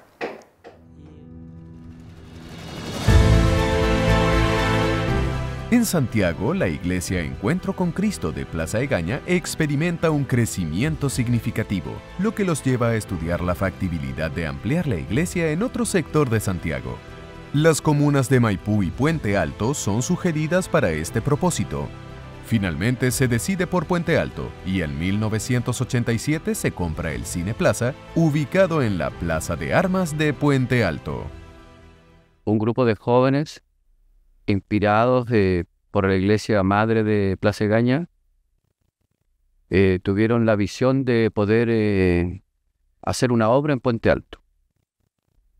Y esa obra consistía en comprar un lugar o arrendar, y se dio la oportunidad de comprar el Cine Plaza, que está al frente de la plaza de Puente Alto.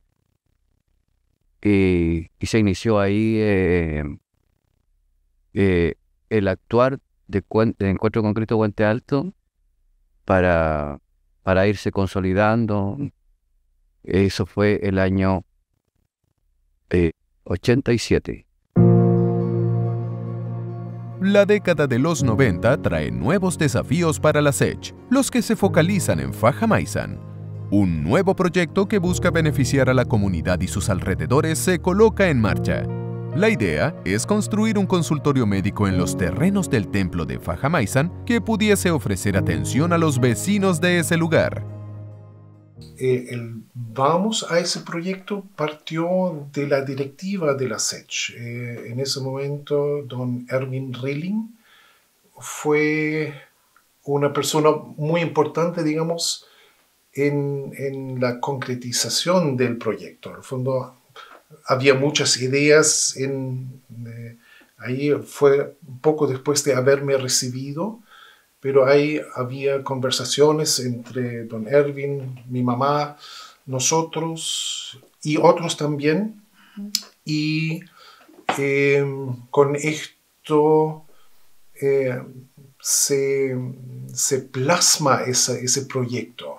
El terreno fue dado por la Sociedad Evangélica de Chile, pero también la supervisión la coordinación fue hecho por directivos de la sociedad. Sí, el comienzo de este proyecto de esta iglesia hacia la comunidad comenzó prácticamente, la idea estuvo de personas antes, pero nosotros empezamos a concretarlo, tuvimos la oportunidad y como dijo mi Thorsten, atendimos pacientes en una pieza de la casa pastoral al comienzo. La ayuda económica, la mano de obra y la buena voluntad de muchos se conjugan para llevar adelante la construcción del consultorio.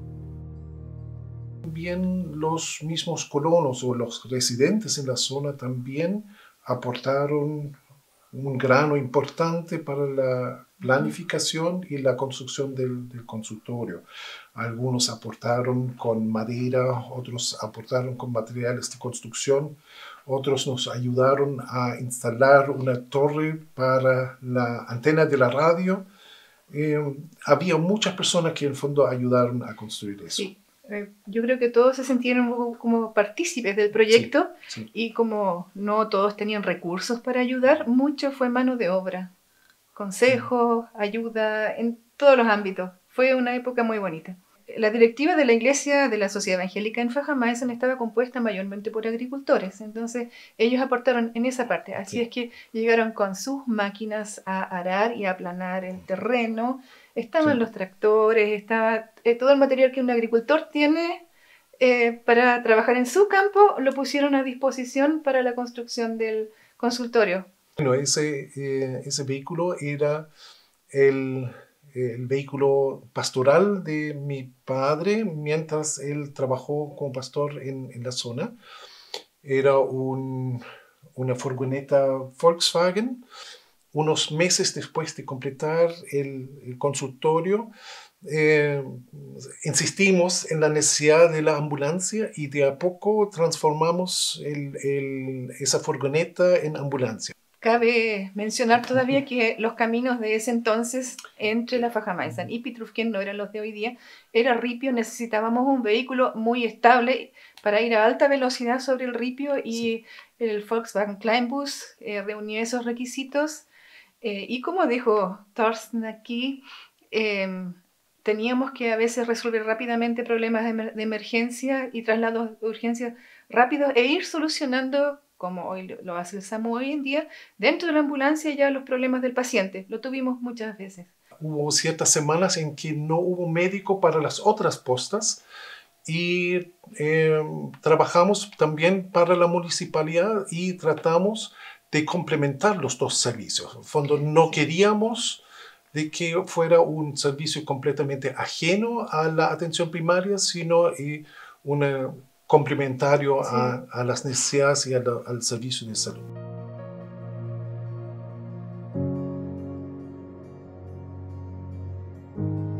En esta misma década, en la ciudad de Santiago, comienza a gestarse un nuevo proyecto educacional. Mira, llegó a nuestra iglesia una señora que tenía un colegio y ella tenía en su corazón esto de la educación. Entonces un día vino a conversar con el pastor, que era mi marido, y le dice, ¿sabes que deberíamos hacer algo en torno a colegio, etcétera, etcétera? Y bueno, esa conversación yo me enteré de ella, hablé con ella también, porque a mí también siempre me gustó este tema de la educación. Y con ella y con 3, 4 personas más formamos un pequeño equipo así, pero rudimentario, y nos juntábamos a conversar cómo sería esto de crear un colegio. Así fue bien el inicio. Y a mí la idea siempre me gustó. Yo creo que estaba en mi corazón, pero esto fue el punto de partida. Y nos fuimos juntando regularmente, creo que pasó más de un año, hasta que ustedes saben cómo somos las mujeres. Se nos ocurre una y otra idea y la anotamos y ya pensamos que está todo listo. Pero no, nos demoramos harto rato hasta que se fueron dando las oportunidades. Nosotros lo presentamos a la iglesia, el director de la iglesia le gustó la idea, nos apoyaron, pero fue una corporación aparte de la iglesia. No era que un colegio de la iglesia, sino que apoyado por la iglesia. Este proyecto educacional se hace realidad en 1991 en una pequeña casa ubicada en calle Lynch Norte de la comuna de La Reina. El inicio del Colegio Santiago Evangelista fue un salto de fe. Empezamos con 2 niveles, pre-kinder y kinder, como con 6 niños, 3 niños cada nivel. Así que fue chico, chico, chico, pero fuimos trabajando duro, con todos los trámites municipales, trámites ministeriales, hasta recibir la aprobación del Ministerio de Educación, y fuimos agregando un curso por año hasta lo que vemos hoy en el colegio. Entonces nosotros el día domingo en la tarde pedíamos prestado a la iglesia las mesitas y las sillas de la escuela dominical, las llevábamos al colegio, las usábamos hasta el día viernes, y el viernes en la tarde traíamos de vuelta a la iglesia para que se usen aquí el fin de semana. Estoy hablando de sillas, de mesas, no me acuerdo si algunos juguetes, pero... y estufa, por supuesto, claro. Sí, de todas maneras. Así fue. Año a año se fueron sumando los cursos desde el preescolar, hasta que el año 2001 se inició la enseñanza media con nuevos desafíos y logros alcanzados. Llevamos casi 33 años acá. El camino fue largo, de muchos trámites, de mucho tocar puertas y verlo tan lindo también físicamente, porque ahora sí parece colegio. Antes era una casa bien arregladita con sillas y mesas, pero ahora es colegio, con cancha, con salas de arte, con salas de música, etc. Es emocionante. Me llena el corazón haber sido parte de ese proyecto y sigo siendo parte, apoyando en lo que pueda, ahora desde el directorio, y doy tantas gracias a Dios, porque de verdad, no lo digo como frase así cliché, sino que sin Dios y sin el aporte de hermanos que tienen a Dios como centro en su vida, esto no hubiese sido posible. Es un milagro de verdad. ¿Cuántas personas Dios levantó para que apoyaran? Con ideas, apoyaran con dinero, apoyaran con cosas físicas como materiales o muebles o lo que fuera. Y eso es como esa obra así que construimos entre todos, cada uno va poniendo un ladrillo, es emocionante, sí.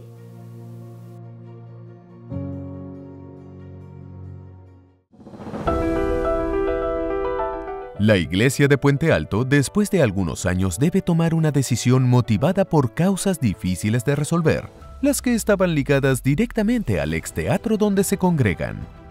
Bueno, hubieron algunos ofrecimientos, pero la decisión estaba de antes porque había colapsado todo el tema de... todos los servicios habían colapsado, electricidad, alcantarilla, espacio, estacionamiento, no había. Y venía una transformación a Puente Alto mismo, en donde se estacionaba frente a la iglesia, ya no se iba a estacionar más. Y eso motivó al pastor y a los ancianos a decir, ¿sabe? Nos ofrecieron un lugar y queremos dar ese salto, a lo mejor no en un lugar tan concurrido como la Plaza de Armas, pero el proyecto es seguramente más a futuro. Y se toma la decisión de vender. Cuando se compró el cine, lo compró Plaza Egaña. Por lo tanto, nuestra gratitud y reconocimiento es de la iglesia madre nuestra, porque en ese tiempo lo éramos. Y Plaza Egaña hizo una inversión en ese lugar. Por lo tanto, lo que había como templo, era el cine, era producto de la inversión que hizo Plaza Egaña para extender la obra hacia las comunas, y salimos privilegiados nosotros en realidad en Puente Alto, y producto de esa venta nosotros compramos el terreno que es la iglesia de hoy. La primera piedra del futuro templo es colocada el 7 de abril de 2002 y su posterior inauguración en el mes de octubre de 2003.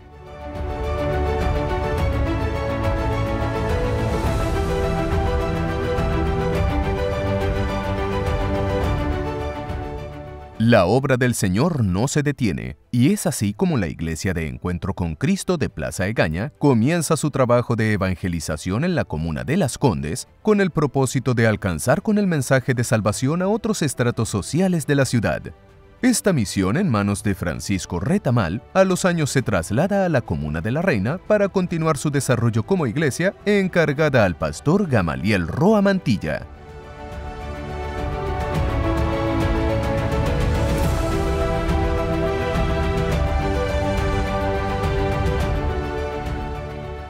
La extensión del Evangelio es soberana y las comunidades de fe se van formando de acuerdo con las necesidades de sus fieles, levantando iglesias o fusionándose unas con otras en el bien entendido de poder ejercer una institucionalidad seria y respetable bajo los principios y valores que dicta el Evangelio.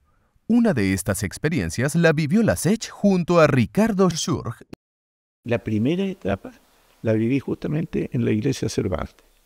Fueron 2 años, fue bien interesante. A mí me da risa un poquito porque a mí me mandaban a hacerle la clase a los niños. Y me decía, hacer la clase a los niños, prepárala, ya, bueno. Y claro, yo creo que lo hacían porque creían que yo no entendía las predicaciones en alemán, pero yo me quedé calladito. Al poco tiempo, Ricardo Schurg se traslada a la ciudad de Temuco manteniendo su relación con la SECH y también con otras iglesias. Bueno, después de Santiago, yo llegué a Temuco primero, trabajé en Trufquén. Y ahí la oportunidad también, algún contacto con la Alianza, pero más con la Sociedad Evangélica de Chile. Y ahí un trabajo que se empezó a hacer entre los mapuches, que yo siempre lo recuerdo como un trabajo muy bonito, muy lindo, muy fuerte también. Y quedaron iglesias que hoy existen. En el año 2009 nace una genuina inquietud de parte de sus líderes para hacerse parte de la Sociedad Evangélica de Chile. La razón del asociarnos no fue pedir ayuda, nada, sino la razón de asociarnos, esto era una casa, aquí había una casa vieja, que si tú pisabas un piso se te quebraba porque estaba llena de polilla. Entonces la razón, en realidad primera, fue decir, mira, nosotros queremos formar parte de la corporación y no les pedimos nada. El problema nuestro es de quién, eso está bien o mal, puede estar bien o puede estar mal, pero te digo lo que pensamos. La razón es de quién es esto. Porque está a nombre mío, después estuvo a nombre de otro, ¿no es cierto? Pero ¿de quién es esto? Y cuando hicimos el primer intento, nos dijeron, ya, pues, pero demoró harto. Demoró como 9 meses, y yo les mandé una carta diciendo, bueno, dejemos terminado esto, no pasó nada. Y ahí hicimos el intento de congregarnos con los anglicanos, tuvimos mucha combinación con ellos. Pero luego vuelvo otra vez la opción de la SECH, y ahí se materializa esto de ser parte de la corporación, pero por esa razón.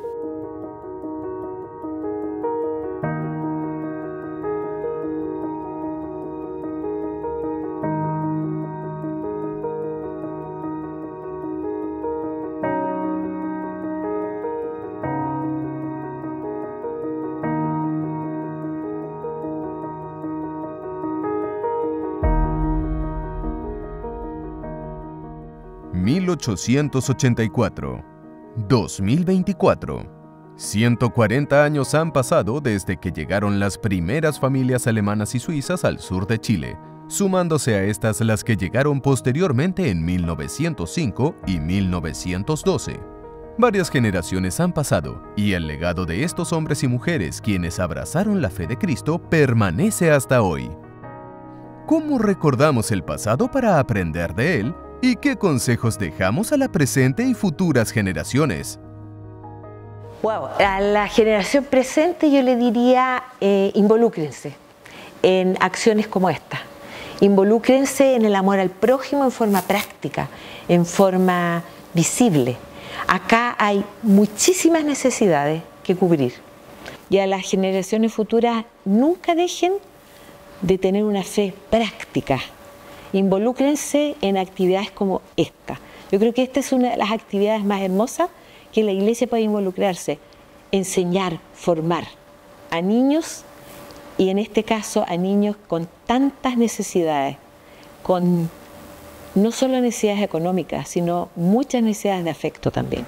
Así que, chicos, siempre es bueno de trabajar, así como a veces los jóvenes se involucran en un techo para Chile, las escuelas cristianas, sean de qué denominación sean, tienen siempre trabajo para voluntarios. Bueno, y yo estoy agradecido primeramente a nuestros antepasados que han venido a este país que para nosotros, para mí, es mi patria. Le agradezco mucho a ellos por el sufrimiento, por lo que sufrieron para mandarnos a estudiar. Si bien es cierto, nuestros padres solamente nos pudieron mandar 6 años de estudio, y hoy en día con 6 años de estudio no se llega lejos, pero gracias al Señor pudimos trabajar, pero eso es solamente gracias al Señor.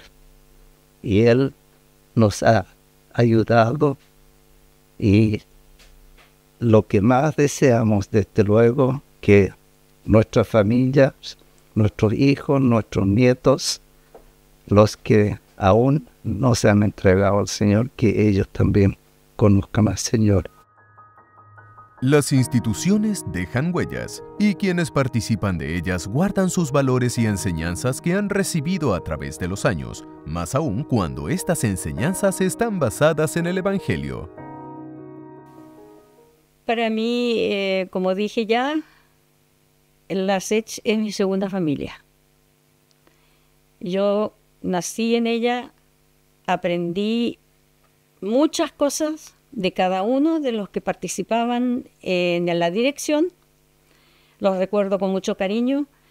Puedo decirle a cualquier persona que es bueno estar en un grupo que nos hace crecer.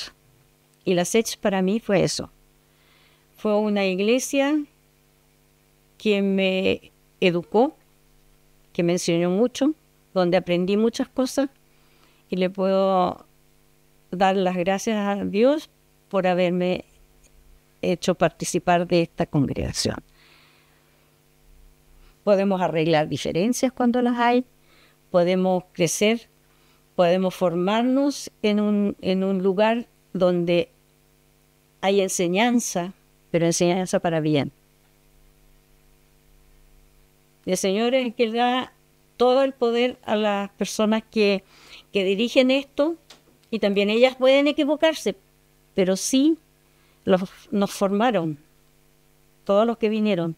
Como Wilfried Dina, yo lo tengo como una persona que logró de verdad dejar un recuerdo, aunque yo era muy joven todavía cuando él se fue, cuando ya no volvió. Esas personas marcan la vida y nos ayudan a tomar una senda correcta. Los descendientes alemanes y suizos que nacieron en el sur de Chile, que conocieron la pobreza, que vieron el gran esfuerzo de sus padres por brindarles un mejor futuro y por sobre todo traspasarles la fe del Señor Jesús y la práctica real del Evangelio, hoy con preocupación ven en la generación presente un distanciamiento de la fe. Ahora que vive mucha gente alrededor nuestro y que porque sus padres alguna vez fueron cristianos, ellos están separados del Señor, no están en la iglesia, no pertenecen a la iglesia.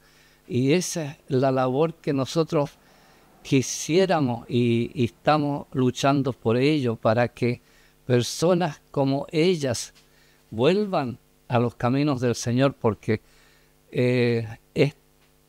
los tiempos son cortos y el Señor está por venir, y el que no cree y se arrepiente de su maldad va a ser eternamente perdido.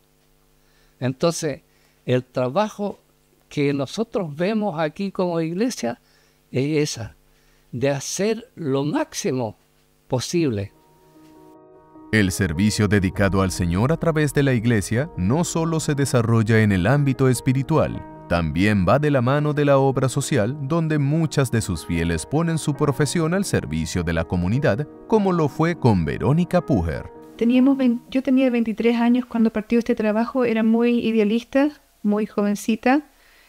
Tengo ahora 58 años, veo la vida bastante diferente a ese tiempo, y yo les diría, combinen el idealismo o no pierdan el idealismo, pónganse metas, vean hacia adelante, pero sean al mismo tiempo racionales y prácticos. Los proyectos se pueden llevar adelante, pero se necesita trabajo arduo, tanto en los inicios como después en las terceras o cuartas generaciones. Nada es gratis aquí en la vida. No pierdan el norte o las metas, siempre pegando, pero trabajando aquí, en el aquí y en el ahora, diría yo. Yo creo que lo importante es dejar actuar al Señor en uno, al fondo dejar que Él se exprese en una vida. Al fondo, no es de que nosotros podemos hacer algo. Nuestra tarea no es salvar el mundo. El mundo fue salvado por nuestro Señor. En el fondo, estar a disposición del Señor y permitir de que Él haga la obra también en nosotros, a través de su Espíritu. Y de repente, en el fondo, no necesitamos ser todos médicos, no necesitamos ser todos enfermeras. Puede ser que como cualquier lugar que el Señor nos ponga, podemos servirle. Y en el fondo Él nos quiere utilizar, en el fondo Él quiere que seamos una carta abierta a la comunidad. Las reflexiones y consejos de quienes han permanecido en los caminos del Señor nos animan a seguir compartiendo el mensaje del Evangelio que transforma vidas. No olvidar el último mandato del Señor y te lleva del Evangelio al mundo. Y nosotros, el Señor nos saca del mundo para hacernos un pueblo de Él, pero nos envía al mundo para ser luz y sal. Ese mensaje que le daría a ellos, y ahí hay que aprovechar mucho la oportunidad. Decimos que los adolescentes son una etapa de conflicto, pero el adolescente, cuando recibe la palabra, se hace potente. Alguien dijo, no sé quién, de tanta gente, que si uno revisa la historia, lo que es bien difícil de poder revisar todos los personajes encontrar, digamos, que llegaron a tener influencia con el mensaje a través del mundo, reciben mensaje en la adolescencia, justamente en el tiempo más conflictivo. Yo les daría ese mensaje. ¿Por qué? Porque ese mensaje nos va a hacer vivir la realidad espiritual de Dios en nosotros. No va a quedar como una idea que la hemos entendido bien, sino también con una experiencia. Y cuando tenemos experiencia, pase lo que pase, vamos creciendo. ¿Cómo se reflexiona hoy después de estos 140 años de historia? Siempre es volver a los fundamentos. O sea, hasta cierto punto lo que planteó Lutero hace más de 500 años, ¿no es cierto? Solo la palabra, solo la fe, solo Cristo. Eso es lo que nos une y lo que nos tiene que proyectar, teniendo claro que somos embajadores, que no es nuestra la obra, es obra del Señor. Y uno de los elementos que a veces quizás se nos olvida y se hace difícil es que Jesús dijo, a través del amor y de la unidad los reconocerán. Entonces, cuando hay situaciones de crisis que pueden llevar a veces a malos entendidos o desconfianza, tenemos que volver a los fundamentos. Por la unidad de ustedes los reconocerán.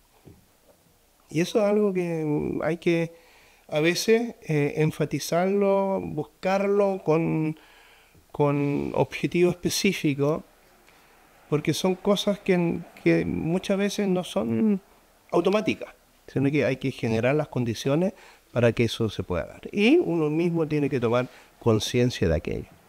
Motivo de oración importante nuestro siempre, que el Espíritu Santo mueva a más jóvenes a asumir ese compromiso real de vivir el Evangelio. Hay un pasaje que me ha llamado mucho la atención ahora último, y es Hebreos 12, 1 y 2. Viene después del gran capítulo 11 de Hebreos, cuando habla de los héroes de la fe. Héroes de la fe que han permitido que nosotros hoy día estemos conversando. Héroes de la fe que lo entregaron todo, a algunos les fue bien, a otros les fue muy mal. Y sin embargo, ahí hay una larga historia. Yo soy parte de esa historia, tú también eres parte de esa historia, y nosotros juntos estamos llevando adelante la historia de la iglesia de Jesucristo, la novia del Señor. Entonces, teniendo todos esos ejemplos de la fe, y dentro de la propia sociedad evangélica también, tenemos lindos héroes de la fe. Entonces, esa gente ha sido un gran ejemplo para nosotros, y ese ejemplo está para animarnos y para decirnos, hoy día me toca correr la carrera a mí. Yo estoy en la carrera. Y esa carrera la corrámosla con perseverancia, con fidelidad. Quienes han corrido la maratón saben las ganas de hay de renunciar. Y desde luego también en el camino de la fe hay momentos en que uno tiene ganas de renunciar. Yo mismo he tenido ganas de renunciar varias veces. Y sin embargo, algo me hizo perseverar diciendo, bueno, ya va a cambiar la cosa. Y ¿sabes qué? Mientras más van pasando los años, más grande se me hace Jesucristo. Y por eso en Hebreos 12 también dice, pongan la mirada en el Jesús. Y si hay algo que quisiera transmitir a las generaciones futuras, oiga, yo sé que van a venir varios lobos, varias gente imitadores, varias gente que los van a querer distraer. Pero sin embargo, el Cristo que nos presentan los evangelios, el Cristo que se nos presenta en el Nuevo Testamento, eso tiene que ser lo central para todas las generaciones. Así que pongan la mirada en Cristo. Y Él nos amó, Él nos acepta en esta generación, en las generaciones pasadas, en los que se vestían de otra manera, cantaban de otra manera, pero qué importante que Jesucristo sea el centro.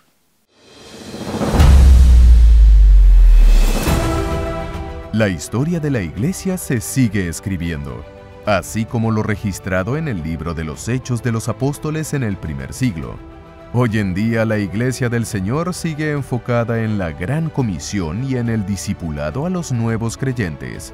Los frutos cosechados en estos 140 años entre alemanes, suizos, chilenos y mapuches para el eterno reino de Dios nos alientan a seguir trabajando incansablemente, compartiendo la semilla del Evangelio hasta lo último de la tierra, esperando su pronta venida.